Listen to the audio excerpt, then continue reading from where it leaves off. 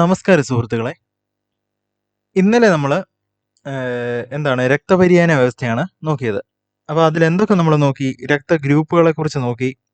പിന്നെ പ്ലാസ്മ എന്താണെന്ന് നോക്കി അല്ലേ? പ്ലാസ്മ എന്താണെന്ന് നോക്കി. പിന്നെ രക്തകോശങ്ങൾക്ക് വരുന്ന അസുഖങ്ങളെ കുറിച്ച് നോക്കിയായിരുന്നു അല്ലേ?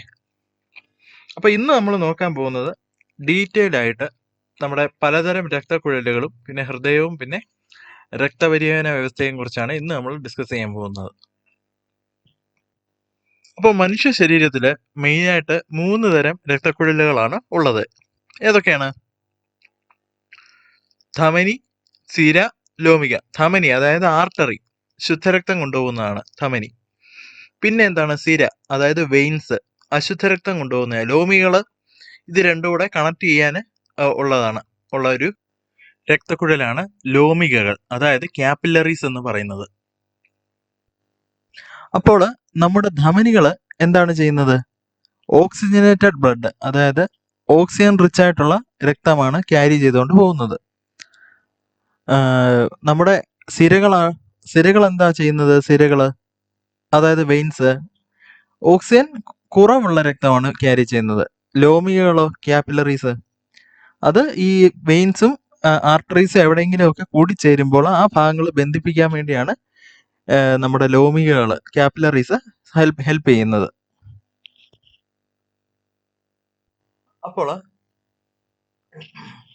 അപ്പോൾ നമ്മുടെ മനുഷ്യ ശരീരത്തിലെ ഏറ്റവും വലിയ രക്തക്കുഴൽ ഏതാ? മഹാധമനി, അതായത് അയോർട്ടയാണ് നമ്മുടെ ശരീരത്തിലെ ഏറ്റവും വലിയ രക്തക്കുഴൽ. അപ്പോൾ ശരീരത്തിലെ ഏറ്റവും വലിയ ധമനിയും ഏറ്റവും വലിയ രക്തക്കുഴലും മഹാധമനി തന്നെയാണ്, അതായത് അയോർട്ട തന്നെയാണ്. അപ്പോൾ ഏറ്റവും വലിയ സിര ഏതാണ്? ഇൻഫീരിയർ വീനാ കാവ, അതായത് അധോ മഹാസിരയാണ്, അധോ മഹാസിര. അപ്പോൾ നമ്മൾ പറഞ്ഞു ധമനികള് ശുദ്ധരക്തമാണ് വഹിക്കുന്നതെന്ന് പറഞ്ഞിരുന്നു. പക്ഷെ ഒരു എക്സെപ്ഷൻ ഉണ്ട്. ഏതാണെന്ന് പറയാവോ? ശ്വാസകോശ ധമനികൾ കേട്ടോ. ലങ്സിലെ ആർട്ടറീസ്, അതായത് ശ്വാസകോശ ധമനികളിൽ എന്താ സംഭവിക്കുന്നത്? അപ്പോൾ അതെന്താണ് വഹിക്കുന്നത്? ശ്വാസകോശത്തിലെ ധമനികൾ എന്താണ് വഹിക്കുന്നത്? അശുദ്ധരക്തമാണ് വഹിക്കുന്നത് കേട്ടോ. അതായത് പൾമണറി ആർട്ടറീസ് എന്ന് പറയും. പൾമണറി ആർട്ടറീസ് എന്താണ് വഹിക്കുന്നത്? അശുദ്ധരക്തമാണ്. എവിടെ നിന്ന് കൊണ്ടുവരുന്നു? ഹൃദയത്തിൽ നിന്ന്.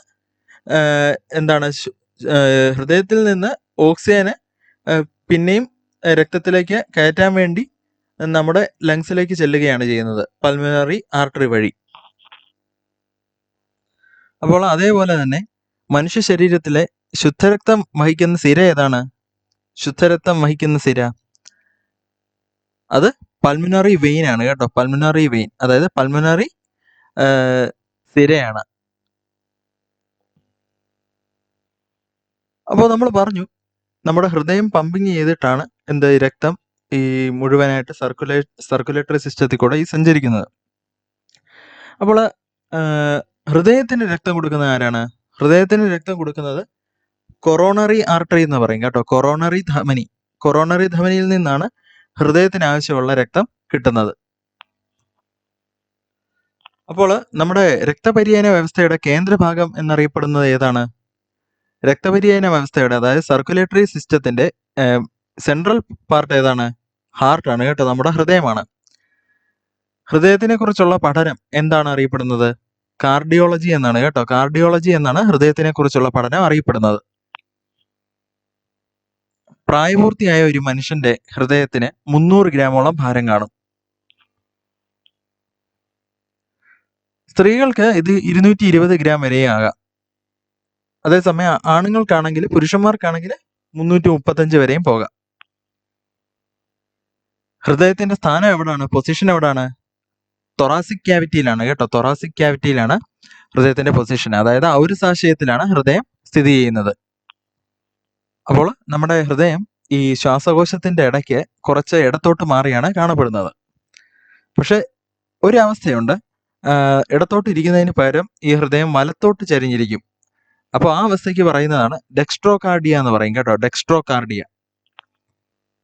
ഹൃദയത്തിനെ പൊതിഞ്ഞ് സൂക്ഷിക്കുന്ന ആവരണം ഏതാണ്?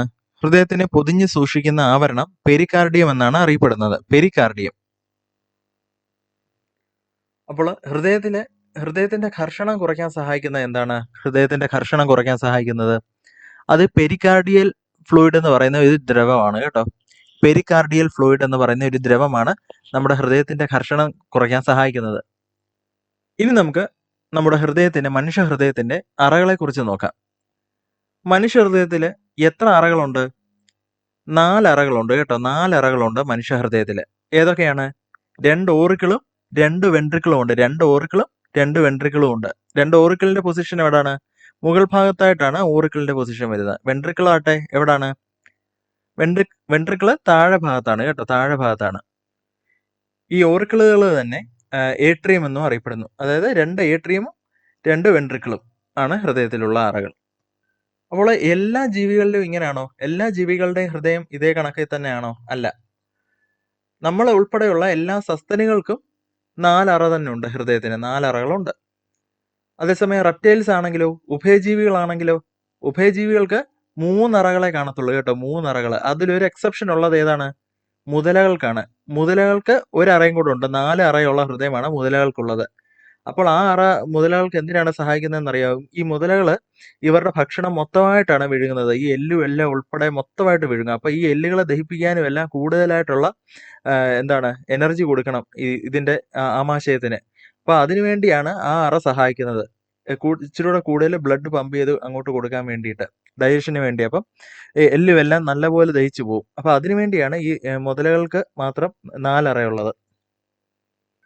അപ്പോൾ നമ്മൾ പറഞ്ഞു സസ്തനികൾക്കെല്ലാം 4 അറയുള്ള ഹൃദയമാണെന്ന് നമ്മളിപ്പോൾ പറഞ്ഞു.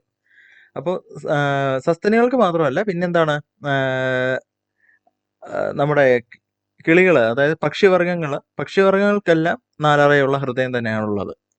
പിന്നെ നമ്മുടെ മീനുകൾക്ക് 2 അറയുള്ള ഹൃദയമാണുള്ളത്. ഇനി നമുക്ക് ഹൃദയമിടിപ്പിന്റെ കാര്യം നോക്കാം.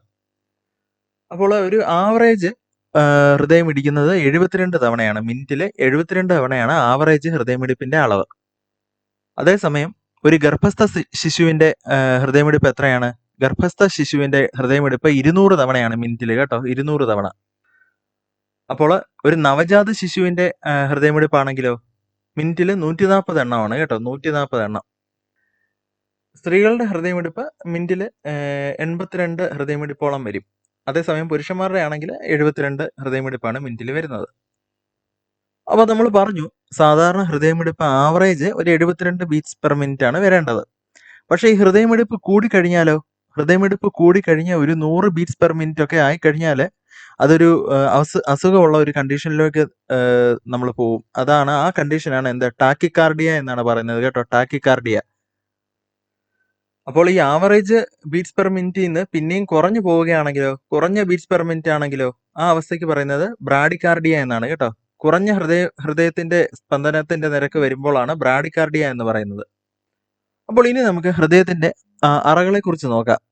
അപ്പോൾ ഹൃദയത്തിന്റെ അറകൾ ഏതൊക്കെയായിരുന്നു? നമ്മളിപ്പോൾ പറഞ്ഞിരുന്നല്ലോ, ഏട്രിയമും വെൻട്രിക്കിളും ആണെന്ന് പറഞ്ഞിരുന്നു. അപ്പോൾ ഇടത്തെ സൈഡിലും ഒരു ഓറിക്കിളും ഒരു വെൻട്രിക്കിളും ഉണ്ട്. അതായത് ഒരു ഏട്രിയമും ഒരു വെൻട്രിക്കിളും ഉണ്ട്. അതുപോലെ തന്നെ വലത്തെ സൈഡിൽ ഒരു ഓറിക്കിളും ഒരു വെൻട്രിക്കിളും ഉണ്ട്. അപ്പോൾ ഹൃദയത്തിന്റെ വലത്തെ അറകളിൽ അശുദ്ധ രക്തമാണ് നിറയുന്നത് കേട്ടോ. ഹൃദയത്തിന്റെ വലത്തെ അറകളിൽ അശുദ്ധ രക്തമാണ് നിറയുന്നത്. ഇടത്തെ അറകളിലോ? ഇടത്തെ അറകളിൽ നിറയുന്ന എന്ത് രക്തമാണ്? ഇടത്തെ അറകളിൽ നിറയുന്നത് ശുദ്ധരക്തമാണ് കേട്ടോ. അപ്പോൾ നമ്മുടെ വലത്തെ വെൻട്രിക്കിളിനെയും വലത്തെ ഓറിക്കിളിനെയും തമ്മിൽ ബന്ധിപ്പിക്കുന്ന വാൽവ് ഏതാണ്? ത്രിതള വാൽവ്, അതായത് ട്രൈസ്കുപ്പിഡ് വാൽവ് എന്നാണ് അറിയപ്പെടുന്നത് കേട്ടോ. ട്രൈസ്കുപ്പിഡ് വാൽവ് അഥവാ ത്രിതള വാൽവ്. അതേസമയം തന്നെ നമ്മുടെ ശുദ്ധരക്തം വഹിക്കുന്ന ഇടതുഭാഗം എന്ന് പറയുമ്പോൾ ഇടത് ഓറിക്കിളും ഇടത് വെൻട്രിക്കിളിനെയും തമ്മിൽ ബന്ധിപ്പിക്കുന്ന എന്ത് വാൽവാണ്? ബൈസ്കുപ്പിഡ് വാൽവാണ്. ദ്വിതള വാൽവാണ് കേട്ടോ, ബൈസ്കുപ്പിഡ് വാൽവ്.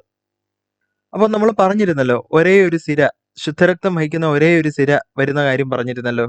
എന്താണ്? ഏത് സിരയാണ്? പൾമനറി വെയിൻ ആണ്. അപ്പോൾ ഈ പൾമനറി വെയിൻ വന്ന് കയറുന്ന ഭാഗമാണ് എന്ത്? നമ്മുടെ ഇടത്തെ ഏട്രിയം. ഇടത്തെ ഏട്രിയത്തിലേക്ക് ശുദ്ധരക്തം കൊണ്ടുവന്ന് ചേർക്കുന്ന ആരാണ്? ഈ പൾമനറി വെയിൻ ആണ് കേട്ടോ. പിന്നെ എന്ത് സംഭവിക്കും? ആ ഏട്രിയമും വെൻട്രിക്കിളും തമ്മിൽ ബന്ധിപ്പിച്ചിരിക്കുന്ന ദ്വിതള വാൽവ് തുറന്ന് ആ ശുദ്ധരക്തം ഏട്രിയത്തിൽ നിന്നും വെൻട്രിക്കിളിലേക്ക് പ്രവേശിക്കും. ആ ഇടത്തെ വെൻട്രിക്കിളിൽ നിന്ന് പിന്നെ പമ്പിങ് നടന്നിട്ടാണ് എങ്ങോട്ട് പോകുന്നത്? ശരീരം മൊത്തം ഈ രക്തം ഇങ്ങനെ രക്തപര്യനത്തിൽ കൂടെ ഇങ്ങനെ സഞ്ചരിച്ച് പിന്നെ എവിടെ വന്ന് ചേരും? നമ്മുടെ വലത് ഏട്രിയത്തിലോട്ട് വന്ന് ചേരുകയാണ് ചെയ്യുന്നത്. അപ്പോൾ നമ്മുടെ ഹൃദയത്തിൽ നിന്നും ഈ ശുദ്ധരക്തം വഹിച്ചുകൊണ്ട് പോകാൻ സഹായിക്കുന്നത് ഏത് ധമനിയാണ്? നമ്മുടെ മഹാധമനിയാണ് കേട്ടോ. അയോർട്ടയാണ് ഹൃദയത്തിൽ നിന്നും ഈ ശുദ്ധരക്തം വഹിച്ചുകൊണ്ട് പോകാൻ സഹായിക്കുന്നത്. അപ്പോൾ ഈ ശുദ്ധരക്തം എല്ലാം അതിലെ ഓക്സിജൻ എല്ലാം ഉപയോഗിച്ച് കഴിയുമ്പോൾ, കോശങ്ങളെല്ലാം ഉപയോഗിച്ച് കഴിയുമ്പോൾ, ഈ ഉപയോഗിച്ച് കഴിഞ്ഞ ആ രക്തം, അതായത് ഡീഓക്സിജനേറ്റഡ് ബ്ലഡ്, ഈ അശുദ്ധ രക്തം എല്ലാം കൂടെ കളക്ട് ചെയ്ത് പിന്നെ ഹൃദയത്തിലേക്ക് കൊണ്ടുവരുന്ന ആരൊക്കെയാണ്? സിരകളാണ്. ആ സിരകളിൽ മെയിൻ ഏതാണ്? ഊർധ്വ മഹാസിരയും അധോ മഹാസിരയുമാണ്. അതായത് സുപ്പീരിയർ വീന കാവയും ഇൻഫീരിയർ വീന കാവയുമാണ്. അപ്പോൾ ഹൃദയത്തിലേക്ക് വന്ന് ചേരുന്ന നമ്മുടെ വലത് ഏട്രിയത്തിലേക്ക് വന്ന് ചേരുന്ന അശുദ്ധ രക്തം എങ്ങോട്ട് വീഴും? നമ്മുടെ വലത് വെൻട്രിക്കിളിലോട്ട് തന്നെ വീഴും. അതായത് എന്ത് തുറന്നാണ്? ഏത് വാൽവാണ് തുറക്കുന്നത് അപ്പോൾ? ട്രൈസ്കുപ്പിഡ് വാൽവ്, അതായത് ത്രിതള വാൽവ് തുറന്ന് നമ്മുടെ വലത്തെ വെൻട്രിക്കിളിലേക്ക് ഈ രക്തം പ്രവേശിക്കും, ഈ അശുദ്ധ രക്തം പ്രവേശിക്കും. അപ്പോൾ ഇനി എന്താണ് സംഭവിക്കേണ്ടത്? ഈ അശുദ്ധ രക്തത്തിനെ ഇനി നമുക്ക് എങ്ങോട്ട് കൊണ്ടുപോകണം? ശ്വാസകോശത്തിലേക്ക് കൊണ്ടുപോകണം. അപ്പോൾ ഇനി എന്താ ചെയ്യേണ്ടത്? അപ്പോൾ നമ്മുടെ ശ്വാസകോശത്തിലേക്ക് ഈ അശുദ്ധ രക്തത്തെ കൊണ്ടുപോകുന്ന ഒരേ ഒരു ധമനി, അത് ഏതായിരുന്നു? പൾമനറി ആർട്ടറിയാണ് കേട്ടോ. അപ്പോൾ ഈ പൾമനറി ആർട്ടറി എന്ത് ചെയ്യും? ഈ അശുദ്ധ രക്തത്തിനെ നമ്മുടെ വലത് വെൻട്രിക്കിളിൽ നിന്ന് എങ്ങോട്ട് കൊണ്ടുപോകും? ശ്വാസകോശത്തിലേക്ക് കൊണ്ടുപോകും. എന്തിന്? ഓക്സിജൻ പിന്നെയും ആഡ് ചെയ്യാൻ വേണ്ടിയിട്ടായി. അപ്പോൾ രക്തത്തിലേക്ക് ഓക്സിജന് ചേർക്കാൻ സഹായിക്കുന്ന ആരാണ്? നമ്മുടെ ശ്വാസകോശമാണ്. പക്ഷെ നമ്മുടെ രക്തത്തിനെ അരിച്ച് ശുദ്ധീകരിക്കുന്ന, അതിലെ ഇംപ്യൂരിറ്റീസ് എല്ലാം മാറ്റി ശുദ്ധീകരിക്കുന്നത് ഏത് അവയവമാണ്? അത് വൃക്കകളാണ് കേട്ടോ, കിഡ്നികളാണ് കേട്ടോ, കിഡ്നികൾ. അപ്പോൾ ഹൃദയത്തിന്റെ പ്രവർത്തനം എങ്ങനെയാണ്? ഹൃദയം സങ്കോചിക്കുകയും വികസിക്കുകയും ചെയ്തുകൊണ്ടിരിക്കുകയാണ് അല്ലേ, ഇടവിട്ട്. അപ്പോൾ ഹൃദയം വികസിക്കുമ്പോൾ എന്ത് സംഭവിക്കും? രക്തം ഇതിലേക്ക് ഇരച്ചു കയറുകയാണ് ചെയ്യുന്നത്. ഹൃദയം സങ്കോചിക്കുമ്പോഴോ ഇതിനുള്ളിലുള്ള രക്തം നല്ല ശക്തിക്ക് പുറത്തേക്ക് പോവുകയും ചെയ്യും. അപ്പോൾ ഹൃദയത്തില് എന്താണ്, ഹൃദയം ഇങ്ങനെ പ്രവർത്തിക്കുമ്പോൾ ഒരു മർദ്ദം, രക്തക്കുഴലുകളിലേക്ക് ഒരു മർദ്ദം ഹൃദയം കൊടുക്കുന്നുണ്ട്. ആ മർദ്ദമാണ് എന്ത്? സിസ്റ്റോളും ഡയാസ്റ്റോളും എന്നറിയപ്പെടുന്നത്. സിസ്റ്റോൾ എന്താണ്? അപ്പോൾ ഹൃദയം സങ്കോചിക്കുമ്പോൾ, അതായത് ചെറുതായി ചുരുങ്ങുമ്പോൾ ആണ് എന്ത്? സിസ്റ്റോൾ എന്ന് പറയുന്നത്. ആ സമയത്ത് ഹൃദയം രക്തക്കുഴലുകളിലേക്ക് കൊടുക്കുന്ന പ്രഷറാണ് സിസ്റ്റോൾ എന്ന് പറയുന്നത്. അതേസമയം ഹൃദയം വികസിക്കുമ്പോൾ എന്താണ് സംഭവിക്കുന്നത്? അതേസമയം ഡയാസ്റ്റോൾ എന്ന് പറയുന്നത് എന്താണ്? ഡയാസ്റ്റോള് ഹൃദയം വികസിക്കുമ്പോൾ രക്തക്കുഴലിലേക്ക് അനുഭവപ്പെടുന്ന ആ ഒരു പ്രഷറാണ് എന്ത്? ഡയാസ്റ്റോള്. അതായത് സിസ്റ്റോൾ എന്ന് പറയുമ്പോൾ അത് 120 mmHg ആണ് അതിന്റെ അളവ്, സിസ്റ്റോള്. ഡയാസ്റ്റോളിന്റെ അളവോ 80 mmHg ആണ് ഡയാസ്റ്റോളിന്റെ അളവ്. അപ്പോൾ ഒരു മനുഷ്യന്റെ സാധാരണ ബ്ലഡ് പ്രഷർ, രക്തസമ്മർദ്ദം എന്നറിയപ്പെടുന്ന എത്രയാണ്? 120 mmHg ആണ്. അപ്പോൾ ഈ രക്തസമ്മർദ്ദം, ഈ പ്രഷർ അളക്കുന്ന എന്ത് ഉപകരണം ഉപയോഗിച്ചാണ്?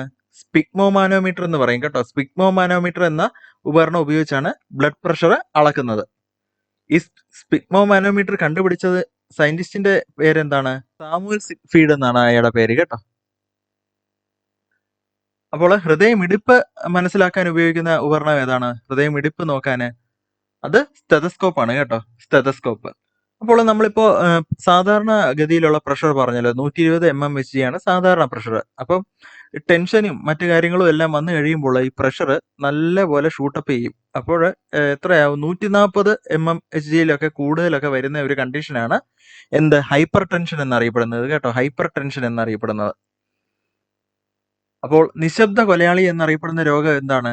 ഹൈപ്പർ ടെൻഷൻ ആണ് കേട്ടോ. ബ്ലഡ് പ്രഷർ കൂടിക്കഴിഞ്ഞാൽ മരണത്തിന് വരെ കാരണമാവുന്ന ഒരു അസുഖമാണ് ഹൈപ്പർ ടെൻഷൻ കേട്ടോ, നിശബ്ദ കൊലയാളി.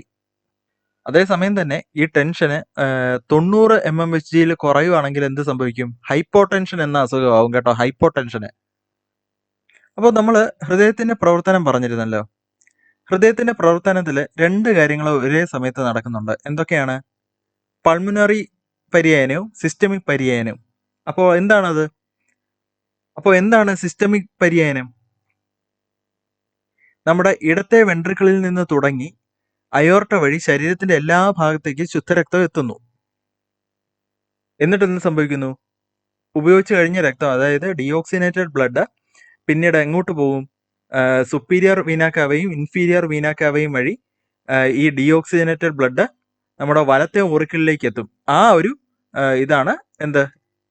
സിസ്റ്റോളിക് പര്യനം എന്ന് പറയുന്നത്. അപ്പോൾ അടുത്തത് പൾമിനറി പര്യനമാണ്, പൾമിനറി സർക്കുലേഷൻ. അപ്പോൾ അത് എവിടെ നിന്നാണ് തുടങ്ങുന്നത്?